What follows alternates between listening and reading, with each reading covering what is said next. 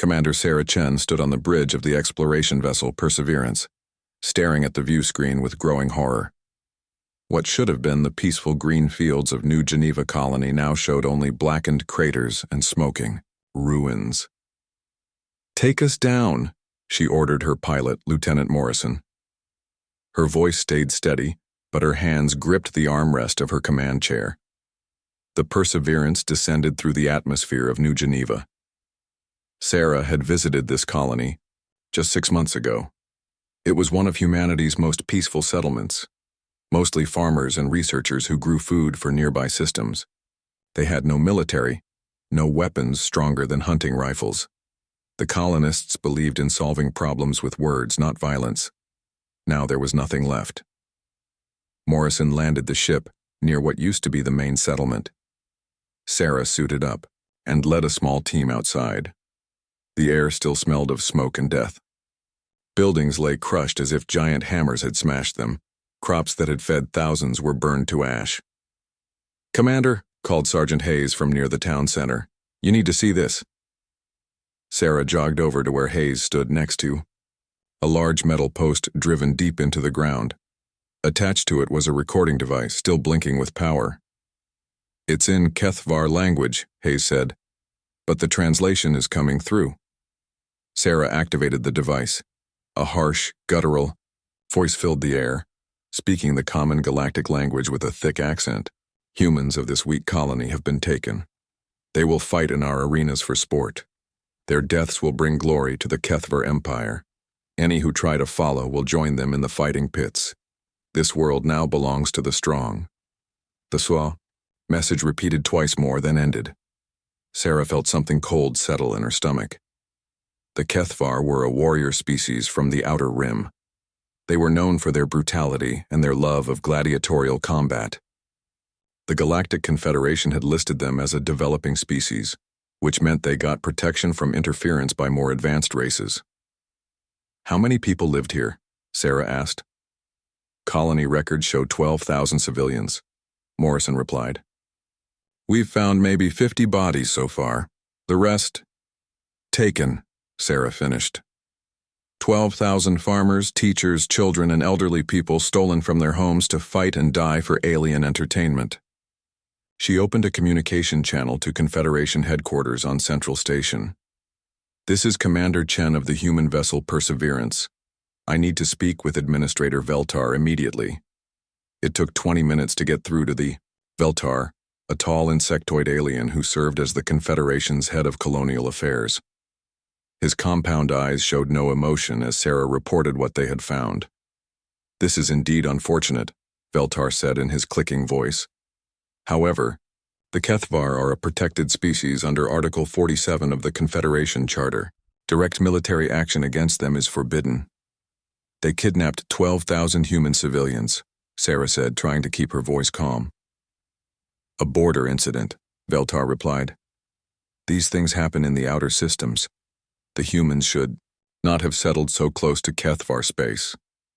They were legally granted that system by the Confederation. You signed the papers yourself. Nevertheless, the Kethvar are under our protection. Any military response by humanity would be seen as an act of aggression. I suggest you file a formal complaint. It will be reviewed in the proper time." "How long will that take?" "Such reviews typically require 6 to 8 standard months." Sarah felt her jaw clench. "Those people will be dead in weeks." "That is unfortunate, but the law is clear. Good day, Commander." The communication ended. Sarah stood in the ruins of New Geneva, surrounded by the ashes of human dreams. Around her, her crew continued searching through the wreckage. They found more evidence of the attack: blast marks from Kethvar energy weapons, tracks from their heavy vehicles, and signs that the colonists had tried to surrender peacefully. Lieutenant Morrison approached with a datapad. "Commander, I've been analyzing the attack patterns. The Kethvar came at night when most people were sleeping. They used stun weapons first, then sorted the captives. They left behind anyone too old or sick to fight." "How do you know that?" "We found the bodies, all elderly or disabled. Execution style, single shots to the head." Morrison's young face was pale. They only wanted people who could put up a good fight in their arenas. Sarah looked around at the devastation. New Geneva had been home to people from all over human space. Scientists studying new crops, families seeking a quiet life, artists and musicians who came for the peaceful atmosphere. Now they were prisoners, forced to fight alien monsters for the entertainment of creatures who saw them as nothing more than animals. "What are your orders, Commander?" Hayes asked. Sarah was quiet for a long moment. She thought about the Confederation's rules, about humanity's reputation as peaceful negotiators. Humans had joined the galactic community by being reasonable, diplomatic, and willing to compromise. They had earned respect through their ability to find peaceful solutions to conflicts. But 12,000 innocent people were going to die horrible deaths while bureaucrats shuffled papers. "We're going home," she said finally. "But first we document everything. Every crater, every body, every piece of evidence. I want a complete record of what happened here." The crew spent 2 days gathering data. They found personal items scattered in the ruins, a child's toy, family photos, a wedding ring crushed under rubble. Each item told a story of lives suddenly and violently interrupted. On the flight back to Earth, Sarah sat alone in her quarters reviewing the reports. She had served in the human space fleet for 15 years. She had helped negotiate peace treaties, rescued stranded ships, and explored new worlds. She believed in humanity's mission to be a positive force in the galaxy. Now she wondered if being peaceful had made them weak in the eyes of other species. Her communication system chimed. Incoming messages from other human colonies, other fleet commanders, officials on Earth. Word of New Geneva was spreading quickly through human space. The first message was from Admiral Rodriguez, head of the human fleet. "Sarah, I've seen your preliminary report. Get back to Earth immediately. We need to talk." The second was from her sister on Mars. "The news feeds are calling it a massacre. Is it true? Are they really all gone?" The third was from Captain Williams of the exploration ship Discovery. "My crew is asking questions I can't answer. What are we going to do about this?" Sarah closed the messages and looked out at the stars. Somewhere out there, 12,000 humans were learning what it meant to be helpless in alien hands. And, somewhere else, the Kethvar were probably planning their next raid, confident that the soft, peaceful humans would do nothing but file complaints. They were about to learn they were wrong. The Perseverance jumped to faster-than-light travel, carrying news that would change everything. Behind them, the dead world of New Geneva spun silently in space, a monument to the cost of being seen as weak. But humans had not always been peaceful. In their long history, they had fought wars that consumed continents and conflicts that reshaped the world. They had learned to be civilized through centuries of violence. The galaxy was about to remember that civilization was a choice, not a weakness, and some choices could be changed. The news hit Earth like a tsunami. Dr. Elena Vasquez was in her laboratory at the Mars Research Institute when the first reports came through. She had been working on a new type of food synthesizer, technology that could help feed growing colonies across human space. The work was peaceful, important, and exactly the kind of thing humans were known for in the galactic community. Then her assistant burst into the lab with tears streaming down her face. "They're gone," Maria said. "All of them. My cousin lived on New Geneva with her family." Elena watched the news feeds in growing shock. The images from New Geneva showed destruction beyond anything she had ever seen. But worse than the buildings and burned crops were the personal stories starting to emerge.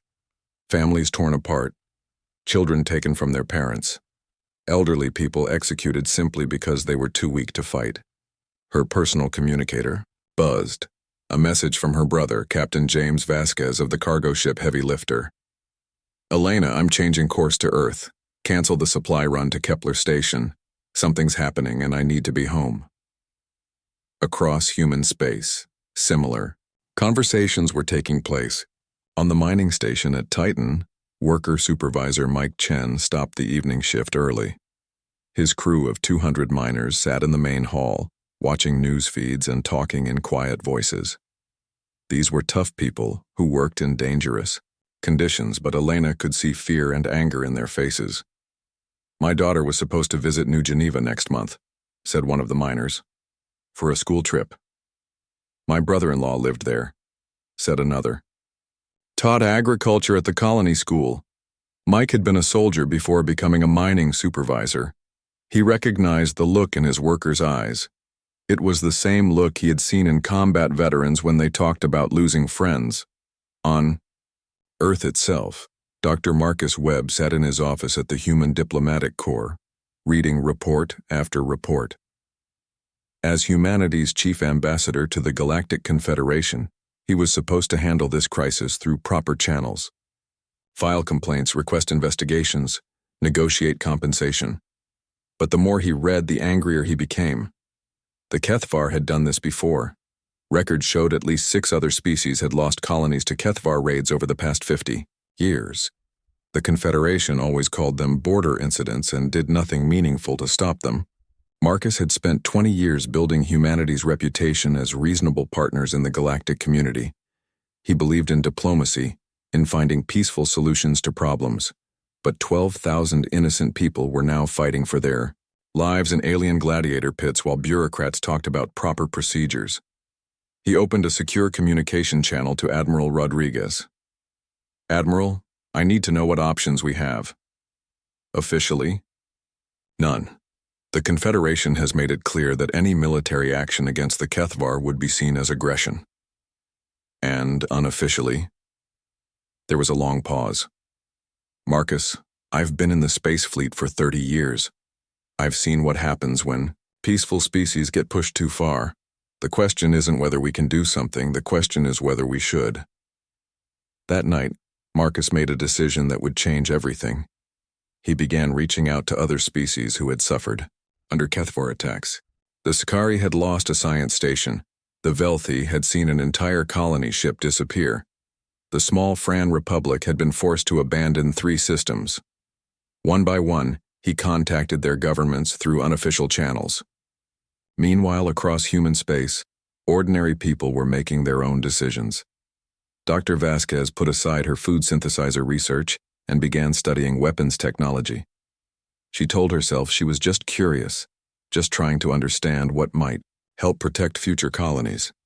But deep down, she knew she was preparing for war. On Titan, Mike Chen started organizing the miners into training groups. Just basic emergency procedures, he told the station commander, in case we need to defend ourselves. But the emergency procedures looked suspiciously like military drills. In the outer colonies, families who had been planning to expand, their settlements began building defenses instead. Farmers started forming militias. Peaceful research scientists began studying military tactics. None of them had been ordered to do these things. No government official had told them to prepare for war. But something deep in human nature was waking up. Something that had been sleeping for generations. Captain Sarah Chen arrived at Earth a week after discovering New Geneva. She was immediately called to a meeting at fleet headquarters. Admiral Rodriguez met her at the shuttle port personally. How bad was it? He asked as they walked toward the main building. Worse than the reports say. They weren't just killing people, Admiral. They were choosing who to take based on who would make the best fighters. This wasn't random violence. It was shopping. In the briefing room, Sarah found herself facing the top leadership of the human space fleet. These were people who had spent decades building humanity's reputation as explorers and diplomats. Now they looked like generals planning a war. The situation is complicated, Admiral Rodriguez began. The Confederation has made it clear that any direct military action would result in sanctions against humanity. We could lose our membership, our trade agreements, our research partnerships. But, said Admiral Singh, head of Fleet Intelligence, we've been monitoring Kethvar communications. This wasn't their final attack, it was a test. Sarah felt her blood turn cold. A test of what? Human response. They want to see if we'll fight back or just file complaints. Based on our reaction, they're planning a much larger expansion into human space. Admiral Singh activated a holographic display showing the galaxy. Red markers showed Kethvar territory. Blue markers showed human colonies. A spreading red arrow showed projected Kethvar expansion. Intelligence suggests they're planning to hit 15 more colonies over the next 6 months. The goal appears to be capturing enough humans to stock gladiator arenas across their empire. Sarah stared at the display. Hundreds of thousands of innocent people. "So what are we going to do?" she asked. Admiral Rodriguez looked around the room. "Officially, we're going to follow proper diplomatic channels. We'll file complaints, request investigations, and hope the Confederation acts. And unofficially, we're going to remind the galaxy why human military history is classified as restricted reading in most civilized species." Over the following weeks, changes began appearing throughout human space. They were small at first, easy to dismiss as coincidence.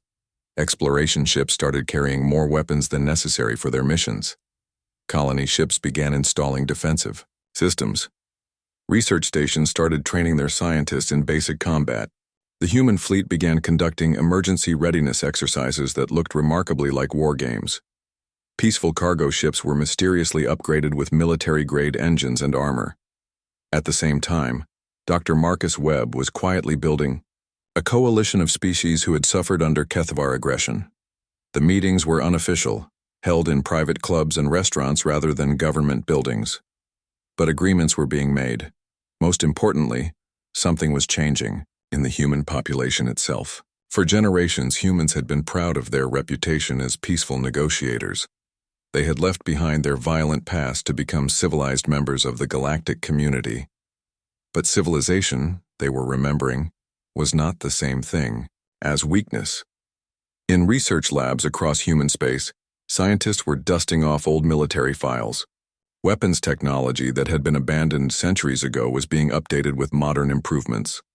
Tactics that had been studied only by historians were being analyzed by military planners. The HFY had made a simple mistake. They had assumed that because humans chose to be peaceful, they were incapable of being anything else. They were about to learn the difference between choosing peace and being forced into submission. On the outer rim of human space, monitoring stations began detecting increased HFY ship movements. The raiders were preparing for their next attack, confident that the weak humans would do nothing but complain to their Confederation friends. The universe was about to discover that humanity's greatest strength was not their technology or their diplomatic skills. It was their ability to become something entirely different when their survival was threatened. And 12,000 innocent people, fighting and dying in alien arenas, were about to be avenged. 3 months after New Geneva, the first rescue mission launched. Commander Sarah Chen stood on the bridge of her ship, but it was no longer the peaceful exploration vessel Perseverance. In the past months, the ship had been completely rebuilt. New weapons, new armor, new engines that could outrun anything the HFY had. The name had been changed too. Now it was called Retribution. "Target confirmed," reported Lieutenant Morrison from the weapons station. HFY transport ship, heading for their gladiator complex on Wrath Prime. Sarah studied the enemy vessel on her screen. Intelligence suggested it carried over 300 human prisoners, captured from various colonies over the past year. According to intercepted communications, they were being transported to fight in the Grand Games, a massive gladiator tournament that would celebrate the HFY Emperor's birthday. "They have escort ships," warned Morrison. 3 heavy cruisers. Noted. Begin the attack run. What happened next would have shocked the old Sarah Chen, the explorer who believed in peaceful solutions. The Retribution moved with deadly precision, using tactics that had been refined in secret training exercises across human space. The human ship appeared to be running away, drawing the HFY escorts into pursuit. But it was a trap. 2 more human vessels, the Vengeance and the Fury, dropped out of faster-than-light travel behind the enemy ships. The battle was over in minutes. The HFY escorts, built for intimidating weaker species, were no match for ships designed by a species that had once fought world wars. Human weapons tore through alien armor like paper. Human tactics, refined through centuries of conflict, turned the enemy's strength against them. When the shooting stopped, the transport ship was helpless, and its escorts were destroyed. Sarah led the boarding party personally. The HFY were large, strong creatures with natural armor and razor-sharp claws. In hand-to-hand combat, they should have easily defeated the smaller humans. But humans had learned long ago that raw strength meant nothing against superior tactics and weapons. The HFY guards were overwhelmed in minutes by soldiers who fought with cold, professional efficiency. In the cargo hold, Sarah found the human prisoners. They were in bad condition, malnourished, injured, traumatized by months of captivity, but they were alive. Who are you?" asked one of the prisoners, a young woman who had been taken from a research station. "We're here to take you home," Sarah said simply. As the rescue ships jumped to faster-than-light travel, carrying the freed prisoners back to human space, the news of the successful mission spread across the galaxy. The Galactic Confederation was outraged. "This is an act of pure aggression," declared Administrator Veltar in an emergency session. "The humans have violated the sovereignty of a protected species. There must be consequences." But when they tried to contact Earth to demand explanations, they found that humanity's diplomatic approach had changed dramatically. Dr. Marcus Webb, the mild-mannered ambassador, was no longer interested in polite conversations. "The HFY committed an act of war when they attacked New Geneva," he told the Confederation Assembly. "We are simply responding in kind." "But the proper procedures," began Veltar. "The proper procedures failed," Marcus interrupted. "For 8 months, you've done nothing while our people died in alien arenas. We warned you this would happen. You cannot take military action without Confederation approval." Marcus smiled, but it was not a friendly expression. "Watch us." Behind the diplomatic arguments, the real war was just beginning. Across human space, the military buildup was no longer secret. Exploration ships were being converted to warships. Peaceful colonies were becoming armed fortresses. The human fleet was expanding at a rate that terrified other species. But most frightening of all was how quickly humans had adapted to thinking, like warriors again. Dr. Elena Vasquez, the scientist who had been working on food synthesizers, was now head of weapons development for the Mars colony. Her first creation was a new type of plasma rifle that could punch through HFY armor, like it was made of cloth. Mike Chen, the mining supervisor from Titan, had become a drill instructor. He was training civilian volunteers in tactics that combined human cunning with modern technology. His students were farmers, teachers, and shop owners. In 6 months, they would be soldiers. The changes weren't just happening in human space. Other species who had suffered under HFY attacks were quietly reaching out to human officials. The Skari sent a secret delegation to Earth. Their representative, a tall, thin creature with silver skin, met with Admiral Rodriguez in a secure facility. "Our science station that was destroyed," the Skari said in their musical language. "We have always wondered if it could be avenged." "These things take time," Admiral Rodriguez replied carefully. "Time we may now have. The Sakari Council has voted to look the other way if human ships should happen to pass through our territory while pursuing HFY raiders." Similar conversations were happening with a dozen other species. The Confederation's official policy was to protect the HFY, but many individual species were tired of being terrorized by raiders who hid behind that protection. Captain Williams of the Discovery had become a specialist in what humans called psychological warfare. His ship would appear at the edge of EO, HFY systems, scan their defenses, and then disappear before the aliens could respond. The HFY began to realize they were being watched, studied, analyzed. Human ships seemed to appear everywhere, always just out of reach, gathering information. "It's like being hunted by ghosts," one HFY commander reported to his superiors. The HFY response was exactly what human strategists had predicted. Instead of backing down, they decided to show their strength with an even larger attack. Intelligence reports suggested they were planning to hit 5 human colonies simultaneously. The attacks would be massive, designed to capture enough humans to stock every gladiator arena in their empire. But human intelligence was better than the HFY realized. Every communication was intercepted, every ship movement tracked, every battle plan analyzed. Admiral Rodriguez called a meeting of the human fleet commanders. They gathered on Earth, in a room that had once been used for planning exploration missions. Now it was a war room. They're planning to hit Kepler Station, New Harmony, Ceres Colony, the research base at Wolf 359, and the agricultural world of New Eden, Rodriguez announced, all at the same time, in 6 weeks. Sarah Chen studied the star charts. That's over 100,000 civilians. Which is exactly why we're going to stop them, Rodriguez said. But we can't just defend. If we let them keep the initiative, they'll keep coming back stronger each time. What are you suggesting? Asked Captain Williams. We're going to do something the Kethvar won't expect. We're going to attack them first. The plan that emerged from that meeting would have horrified the old humanity, the peaceful explorers who believed in diplomatic solutions. But the new humanity, forged in the fires of rage over New Geneva, was ready for total war. Human fleets began moving toward Kethvar space using routes provided by allied species. The ships carried weapons that had been tested in secret, tactics that had been refined through months of preparation, and soldiers who had been trained to fight with ruthless efficiency.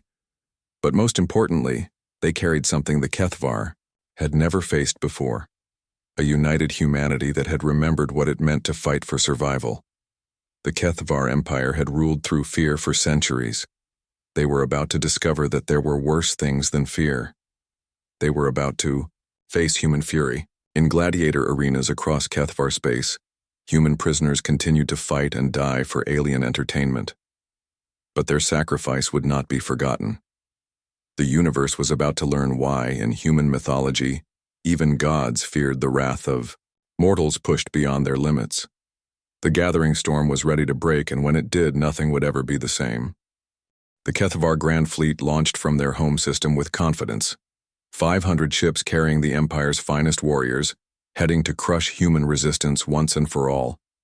Emperor Grath himself had planned this campaign, designed to capture enough humans to fill gladiator arenas for the next century. They expected to find frightened colonists hiding behind weak defenses. Instead, they found something that would haunt Kethvar nightmares for generations to come.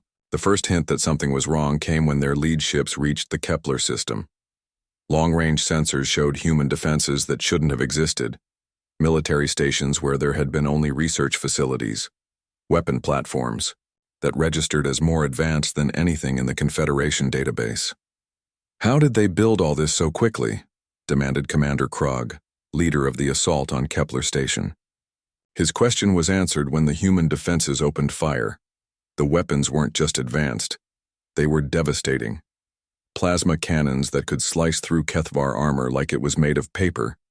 Missile systems that tracked targets with impossible accuracy. Energy shields that absorbed attacks and sent the power back at the attackers.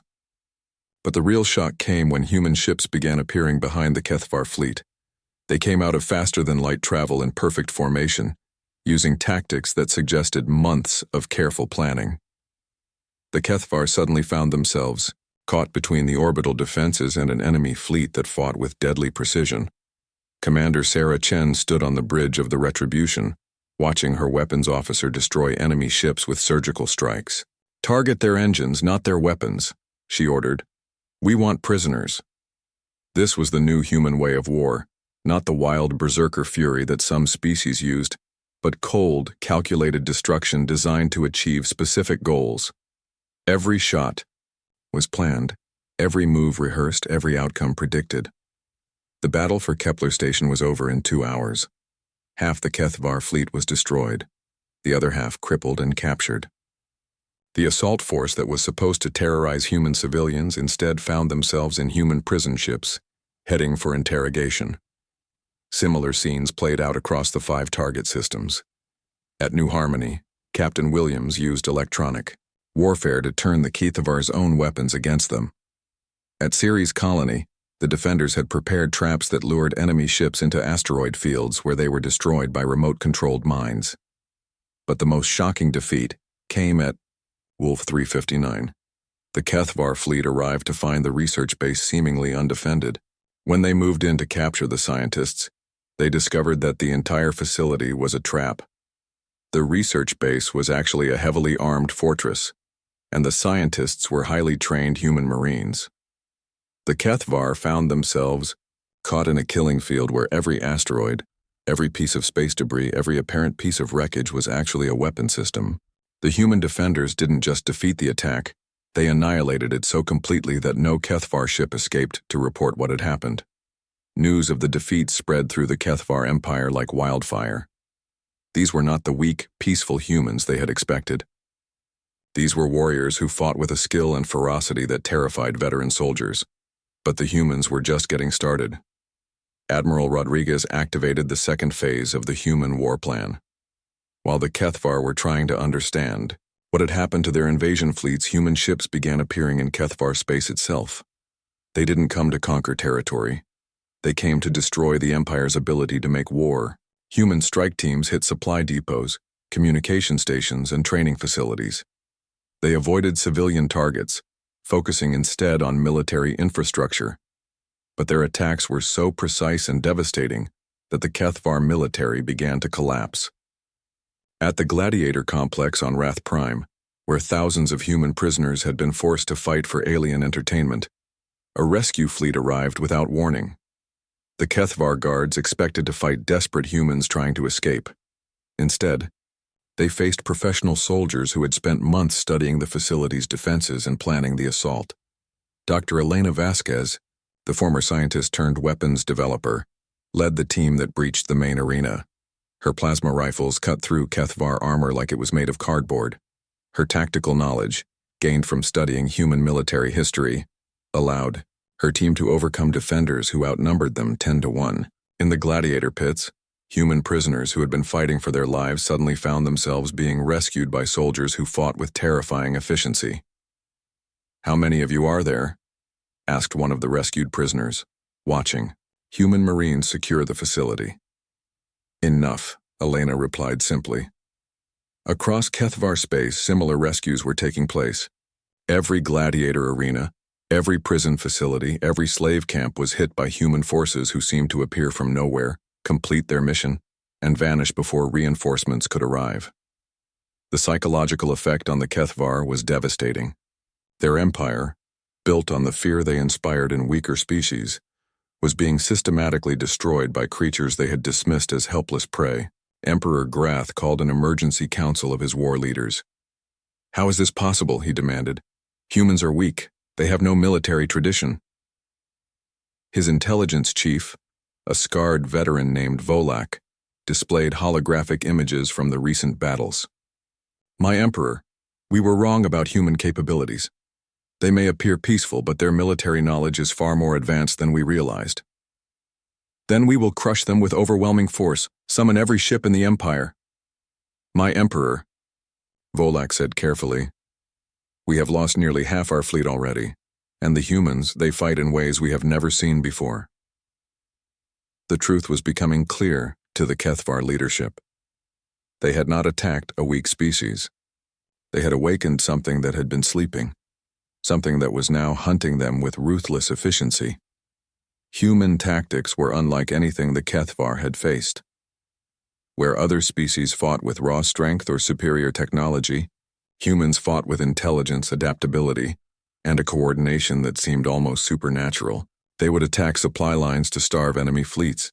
They would hack communication systems to spread false orders.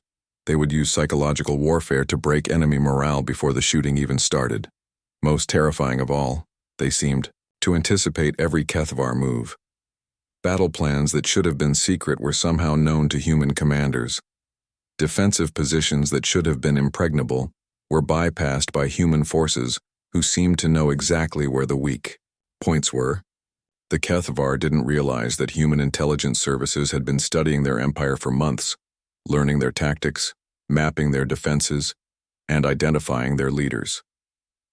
Every communication was intercepted, every ship movement tracked, every strategic decision analyzed. By the time Emperor Garath ordered a general retreat, it was too late. Human fleets had positioned themselves to cut off escape routes. Kethvar ships that tried to flee found themselves trapped in carefully prepared ambushes. The empire that had terrorized dozens of species for centuries was falling apart in a matter of weeks. In the Galactic Confederation headquarters, emergency sessions were being held around the clock. The other species watched in shock as humanity demonstrated military capabilities that far exceeded anything in their databases. "Where did they learn to fight like this?" demanded Administrator Veltar. "They never forgot," replied Ambassador Marcus Webb, who was attending the sessions to observe the Confederation's reaction. "We chose to be peaceful. We were never forced to be weak. This level of military action violates every treaty." Marcus smiled coldly. "The Kethvar violated those treaties first when they attacked our civilians. We're simply responding in kind. You must stop this immediately. The destruction of the Kethvar Empire will destabilize the entire sector." "Then perhaps," Marcus said quietly, "you should have thought of that before you decided their raids were just unfortunate border incidents." The universe was learning a lesson that would reshape galactic politics for centuries to come. Humanity had chosen to be peaceful members of the galactic community. But when that choice was disrespected, when their people were murdered and enslaved, they could become something entirely different. The Kethvar Empire was about to fall, and every species in the galaxy was taking notes about what happened when you pushed humans too far. The reckoning was almost complete. The siege of the Kethvar homeworld lasted exactly 17 hours. Emperor Grath watched from his palace as human ships took position around his planet. There were only 50 vessels in the attacking fleet, facing orbital defenses that had protected the Kethvar capital for 1,000 years. It should have been an easy victory for the defenders. Instead, it became a demonstration of how completely the humans had mastered the art of war. Admiral Sarah Chen, now commander of the Human Expeditionary Force, stood on the bridge of her flagship Retribution and studied the enemy defenses. Months of intelligence gathering had mapped every weapon, every shield generator, every command center on the planet below. "Begin the operation," she ordered. What followed was not a battle, but a surgical dismantling of the Kethvar military. Human ships moved with precision that seemed impossible, striking specific targets while avoiding anything that might harm civilian populations. First, they destroyed the orbital weapons platforms using tactics that confused and terrified the defenders. Human ships would appear to be retreating, drawing enemy fire, then suddenly reveal that the retreat was actually a complex maneuver designed to position the Kethvar weapons for destruction by other human vessels. Next, they targeted the planetary defense grid. But instead of using brute force, they used electronic warfare to turn the Kethvar's own systems against them. Defense platforms that should have protected the planet instead began firing on each other, controlled by human computer specialists who had spent months learning how to hack Kethvar technology. Within 6 hours, the planet's military defenses were completely neutralized. The human fleet had suffered no losses and minimal damage. Emperor Grath received a communication from the human flagship. "This is Admiral Chen of the Human Expeditionary Force. You will surrender unconditionally, or we will demonstrate why your species should never have threatened ours." "Never," Grath snarled back. "The Kethvar do not surrender to weak prey. Animals." "Very well," Chen replied calmly. "You have forced us to show you what human weakness really looks like. What happened next would be studied by military historians for centuries." The humans had prepared something special for the Kethvar homeworld, something that would demonstrate the difference between their current restraint and what they were truly capable of. High above the planet, human ships began deploying what looked like simple communication satellites. The Kethvar ignored them, assuming they were just human propaganda devices. They were wrong. The satellites were actually a new type of weapon system designed by Dr. Elena Vasquez and her team. They used technology that was perfectly legal, under galactic law, but combined it in ways that no other species had ever considered. Each satellite projected a focused beam of energy toward the planet's surface. Individually, the beams were harmless, no stronger than a flashlight. But when all 50 satellites synchronized their beams and focused them on the same target, they created something devastating. The Emperor's personal palace, a massive fortress that had stood for millennia, simply vanished. One moment it was There, the next, it was a crater of melted stone and metal. The Emperor himself survived only because he had been in an underground bunker. But the message was clear. The humans could have destroyed him at any moment. They had chosen not to. That was a demonstration. Admiral Chen's voice came over the communication system. We could do the same thing to every military facility on your planet. Or we could target your industrial centers, or your spaceports, but we won't, because unlike your species, we don't make war on civilians. She paused, letting that sink in. You have 1 hour to surrender unconditionally.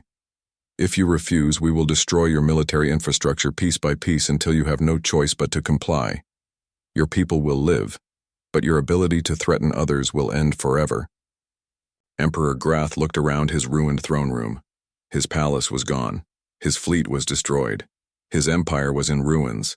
And the humans had done it all while following their own moral code about protecting innocent life. He had underestimated them completely. I surrender, he said quietly. The formal surrender ceremony took place on the neutral world of Centris Prime, with representatives from the Galactic Confederation observing. Emperor Grath, once the most feared ruler in the sector, stood before Admiral Chen looking like a broken old man. By the terms of this surrender, Chen read from the formal document, the Kethvar Empire agrees to release all prisoners and slaves, cease all military expansion, and submit to monitoring by joint human Confederation forces. And if we refuse? Grath asked.